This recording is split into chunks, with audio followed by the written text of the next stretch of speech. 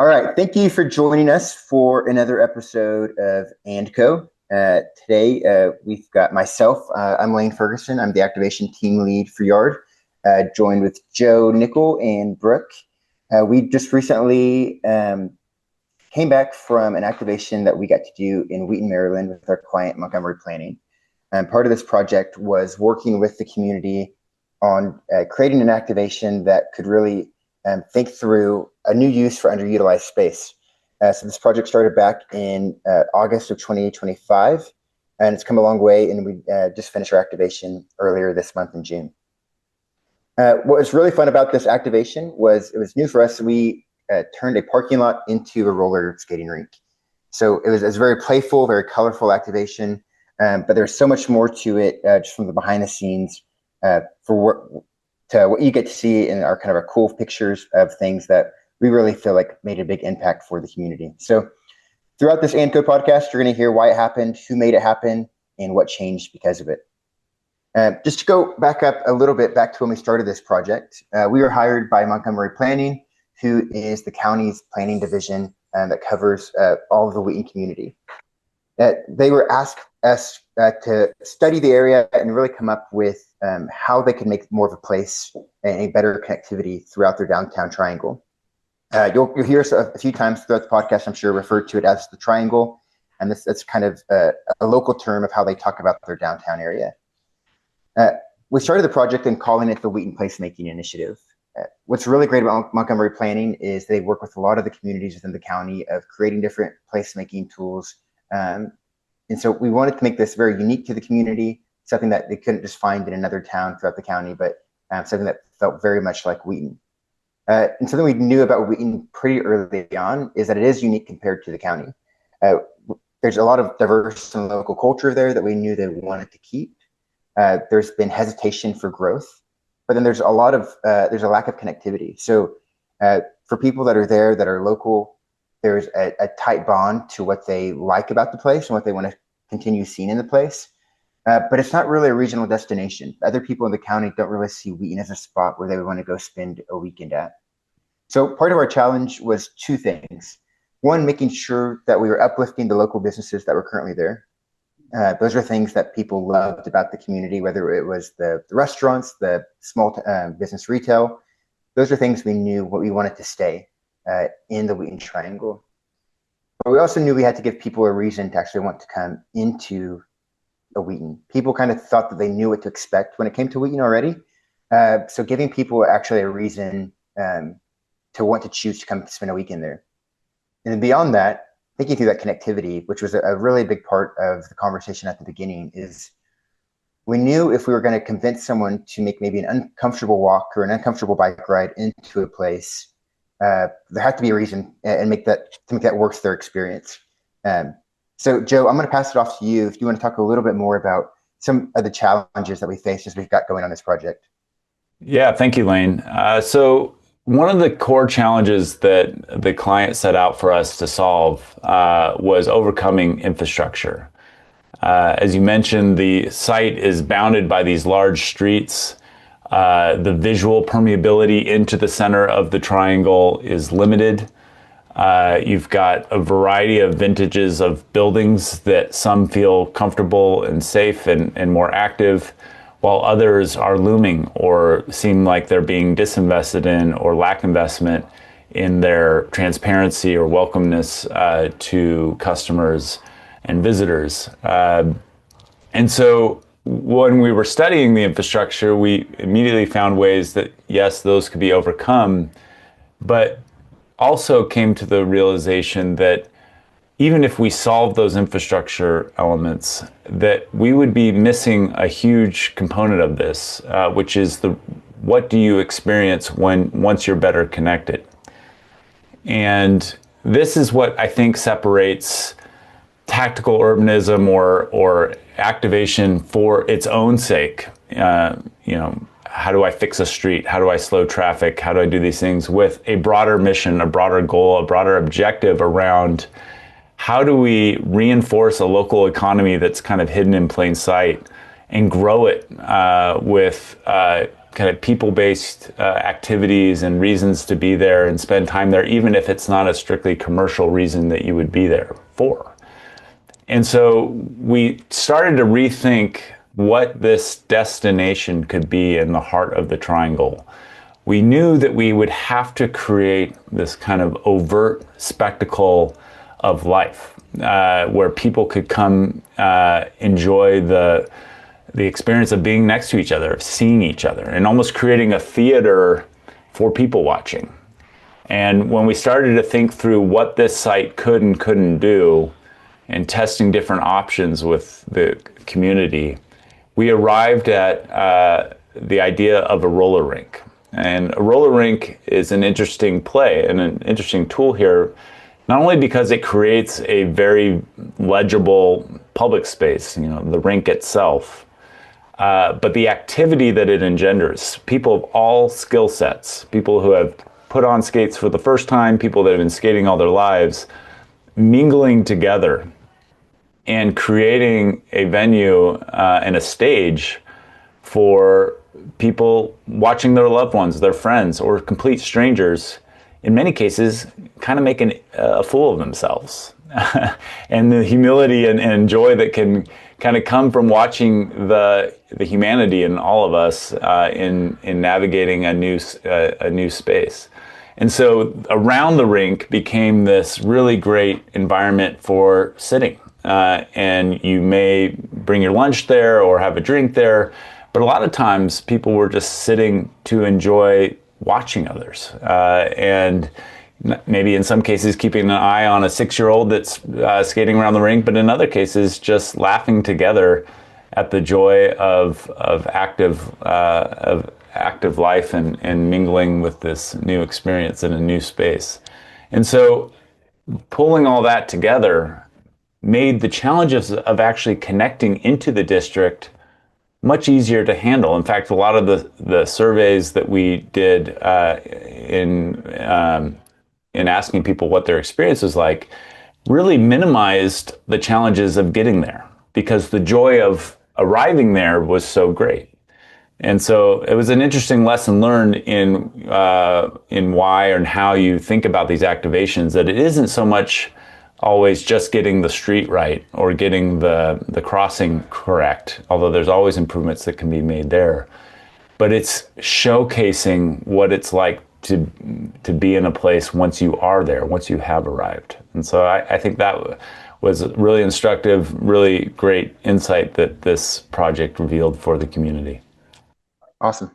Yeah, thanks, Joe. And Brooke, do you want to talk a little bit more about all the different programs that went into the actual activation itself? Sure, thanks. So this was a really diverse, I think, set of different activities that we presented and also provided with the help of local partners. So, of course, the focal point was really that skating activity, the roller skating activity. And in order to support that, we had a lot of built infrastructure, like the rental kiosk and the benches where you change your skates.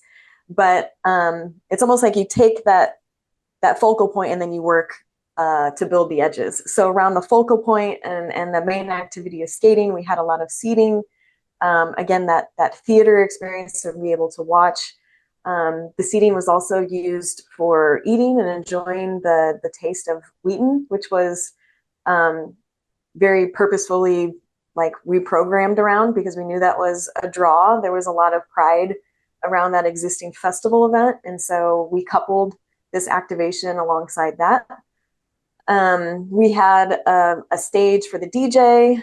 So there was like an elevated view of him and the experience that he provided, which he was a fantastic MC, describing why placemaking was so important and the activation was so important. He was tying it back to the Wheaton community and the vendors that were there for Taste of Wheaton. So I think that verbal cue that people were receiving throughout the day about the importance of this project and how everything was interconnected was really important. And I think added to the experience as well. And people really understood, why this was happening and what maybe to anticipate in the future. We had a beer garden with a local brewery and a lot of communal seating there for people to get to know their neighbors. and talk to one another, get to know one another, and feel a sense of community and belonging. We had yard games for all ages. Those were very popular and used throughout the weekend. We had art activities with different partners in the community. We had the GOATS group that did skateboarding lessons throughout the weekend, lessons and demonstrations. That was also really highly attended and very popular. And then there was also this presence of local nonprofits and service-oriented organizations that were part of the Taste of Wheaton event that I thought was kind of brought things full circle in terms of meeting the residents where they are, providing them with the connections back to their community, but also this really great activation that helped them feel excited and the sense of momentum of what's to come. Yeah, definitely. And just to back up a little bit, we've talked a little bit about the event and the challenge of it, but if I could just go back and just kind of talk through the process again, I think how the result, it all kind of works really well together. So the very first thing that we did when we got onto the ground was we reached out to different stakeholders, which included different property owners, business owners, different members of just kind of place leadership within the area. And the very first act did was what we call a walk shop. And so we walked the site and just kind of explored different areas of opportunities and challenges. And the parking lot that we keep referring back to, I think what was interesting about that in this process was, if I could go back and kind of look at how we broke up into different groups and walking through the area, everyone just kind of started avoiding that parking lot because there's such a large underused piece that it just kind of felt like when you typically think of an activation and doing these kind of things, you don't necessarily always do it to that scale, especially kind of with what we were working with at the time. And I think the more we, started looking at other areas, the parking lot where we ultimately decided to do the activation on, it felt like it couldn't be avoided. That really needed to be addressed for Wheaton to reach its goals of becoming a place that people wanted to enjoy being outside and being together. And so that's really a big reason why, just kind of working with the community and stakeholders, why this site was selected. We created a brand for the process called the Wheaton Placemaking Initiative. And the goal was we always knew, to kind of Joe, to what you were alluding to earlier, we always knew this was just going to be the first of many. This is the first activation that we really hope spurs on a lot of different activations that are solving the problems that the community is facing. And so by giving it that brand of the Wheaton Placemaking Initiative, we got to go ahead and work with the planning office on creating a website, creating just kind of a system where they could keep doing these activations long-term beyond just this first project.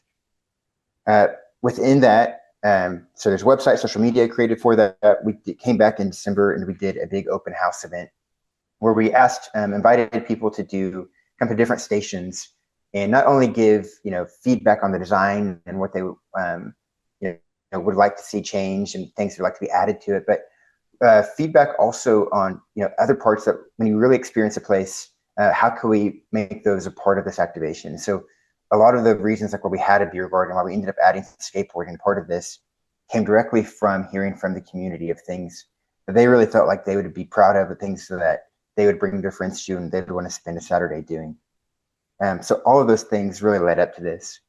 One of my favorite parts of this whole activation was the amount of partners we had. Obviously, our client was the Montgomery Planning, but we worked hand in hand with Wheaton Urban District, who oversees a lot of day-to-day maintenance and operations throughout the Wheaton downtown area.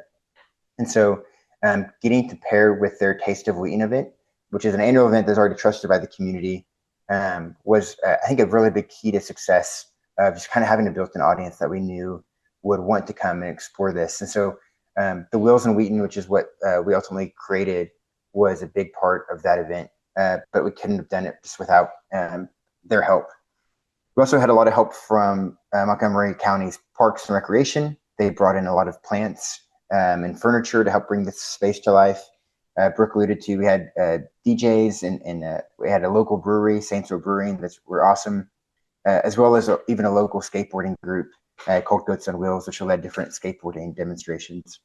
And when I bring all those partners up is, I think what's so important about these activations is, yes, this was only a 2-day activation, but all the partners that were brought in that kind of learned how, how to do this, how to make things happen. Those stay. Those are things that they can keep carrying on after this project. And that, we worked really hard to create a system where even though Yard won't necessarily have to be involved in the next activation, they now have the tools and the systems in place where they could go in and actually do, whether it's a skating rink or something else, could go do an activation beyond this. And so really kind of keeping that original mission of this just being the first of many activations, I think was a really big key to this project. So I want to kind of go back a little bit too, and just kind of talk through maybe more from a qualitative standpoint. There's so many goals that we have in an activation to make sure that it's going from just the side of like, whenever we hand this off, we want to make sure that we're solving different problems. But I think what can't be missed in an activation, and what's the most fun part, at least for me, is like just the stories. Those memories that you can create through these things, I think go so much beyond just like what you can create on a typical plan and on paper, but actually getting people to experience something that they're not used to, and seeing like, oh, this is actually could be what my community could be like. We can invest in these things and actually have these things. So I wanted to just kind of pass it around and talk through just any stories you guys had or anything that just stood out from the experiences that you saw people having. I'll start. I think the best feedback that I got, which we got great feedback from our surveys, but the best feedback I got was just seeing the amount of people going up to the planning office and asking, when's the next activation going to be? And so I thought that did two things. One, there's a lot of commentary sometimes on the power of temporary and like what it can do. And, is it worth the investment of just doing a 2-day activation? But just seeing that the people instantly got, the residents of Wheaton instantly got that, yes, this might be temporary, but like we're ready to do. I thought was really powerful in just what they wanted to see happen next. And so I thought this was a really good first step in getting residents excited about their community and taking pride in their community, and really excited for how they can get involved in what's next. Yeah, Lane, I want to just piggyback on what you just described and then link that back to what you were talking about prior to that, which is, the why we do this kind of work, why we believe it's such a powerful ingredient to the way places grow and change. Why you do an activation isn't it's just not beautification for a weekend.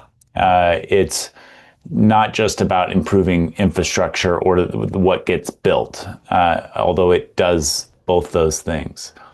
It also, when done right, speaks to proving or showcasing demand for something that doesn't already exist.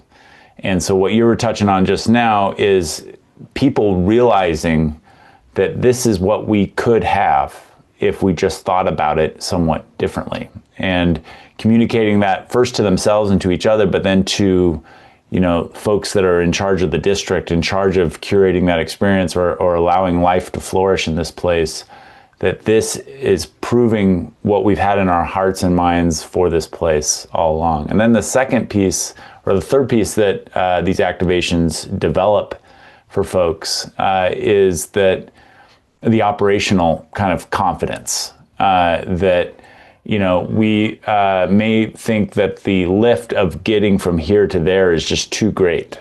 But once we are able to prove to ourselves that, say, the urban district, that we've got this really great capacity to deliver awesome events, if we're pointed in the right direction, that gives a group like that and its community partners the confidence to go do it the next weekend, maybe make a few tweaks and then do it the weekend after that. Which allows then, once you've proven the demand and proven the capacity of the local organization, things to start to get incrementally more sophisticated and incrementally more permanent. And so that was one of my favorite things that came out of the weekend, that as soon as the public art, the ground mural was laid out, even before the rink had been set up, the oohs and ahs of its visual impact went from it being a temporary installation to, we got to figure out how to make this permanent. or longer lasting. And that started a series of conversations, not only how to do that, but how to refocus on making that an active experience, not just one weekend a year, but on the regular throughout the year.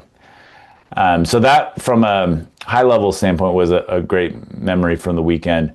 I think some of the more ground level, tangible things that I witnessed kind of that stick out in my mind. One was not looking at what was going on in the rink itself, but what was happening around the rink, of people, how they kind of came into the space and just how their kind of body language shifted, and then how they found a seat and got comfortable around the space and immediately started engaging with the activity in the rink and laughing at it, smiling. Maybe they recognized someone. There was this group of teenagers that had maybe very minimal skating experience that were having an absolute joy of picking up speed and slamming into the wall right in front of their friends that weren't confident enough to get out in the rink, and then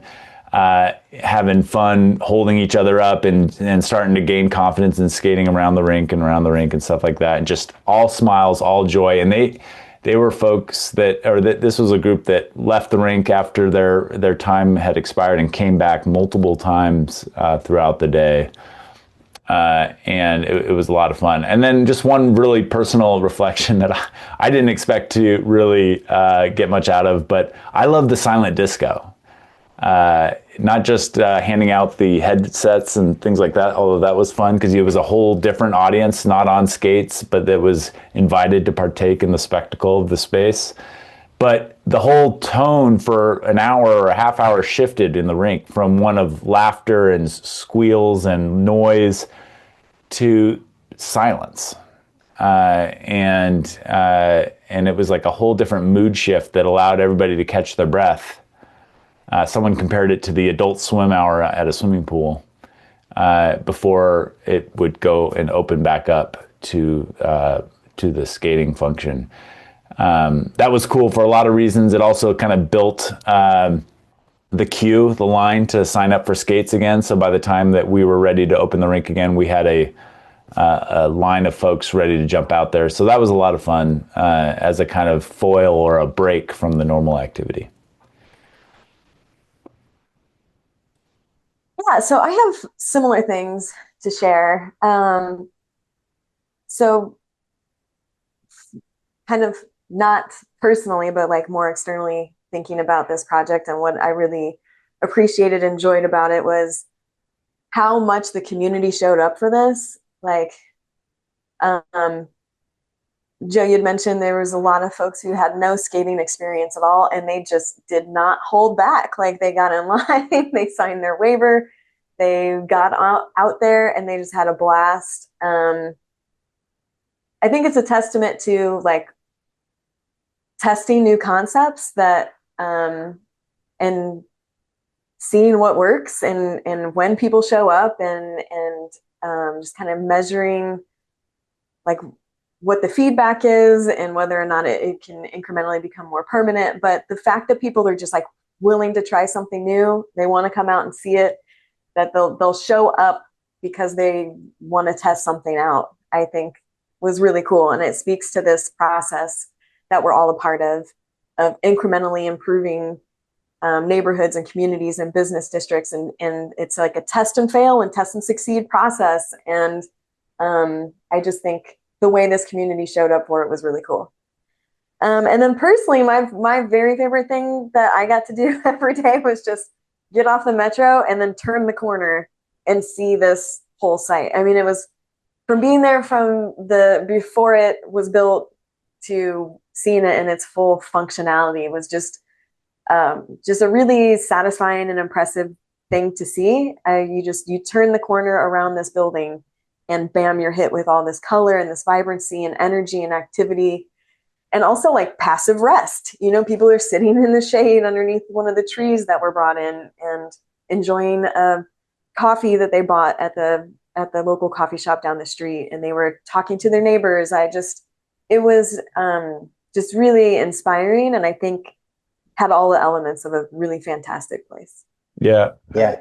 I love that. Out of all the activations, this is some of the most colorful one I feel like we've done. I think that made it really fun. Yeah, and it was a really another good example of kind of a yardism, but also just kind of, I think, a phenomenon of great cities and great places that, you know, the old adage of visibility and, you know, getting this right on the thoroughfare where thousands of cars are going by every day for it to be successful was really not necessary. In fact, the reward that Brooke described of being able to discover it and kind of come into it like you would come into a living room in a house where a family is assembled, rather than it just being the first thing you see when you hop off the metro, I think was really special. And the fact that you kind of elevationally kind of descend into this bowl of where the triangle and where the skating rink is, I think added to the spectacle, added to the experience of arriving at this place and being surprised by it and it challenging kind of all your senses at one time was really rewarding. Brooke, the one thing I would add to that kind of morning ritual of coming off the metro, Wheaton stop, and getting into the space, and I never heard the backstory of this, I'm hoping maybe one of you know it, but the first thing that you're confronted with when you come out of the metro station is this little, I'd say it's like 4 feet tall, bronze statue that's been there for a long time of a man in a fedora on roller skates. And I personally never saw that because the station was closed during the design development phase of this project. But that kind of, for me, kind of made it all make sense. Like it was fate that we were doing this kind of project at this kind of time. Because there's some kind of historic connection back to this activity. Anyway, I thought that was a really cool, just happenstance discovery. Well, thank you guys for joining us. This has been a blast of a project. It's sad to see it end, but it took a lot of work with a lot of great partners. We can't forget to definitely thank all the different teams on our consulting team. Studio Usan, who is our artist on the project, Kimberly Horn, who helped lead a lot of the connectivity and transportation problems with the project, and Access, who helped us with engagement. All of those are great partners, and we couldn't have pulled this off without them. But our final thought, sometimes the most powerful planning tool is a pair of roller skates. It was our first roller skating project, but I think it won't be our last. It was really fun. It was cool to see just how something so simple and joyful can make such an impact in a community. So thank you guys for joining us. We appreciate it. Thanks, guys.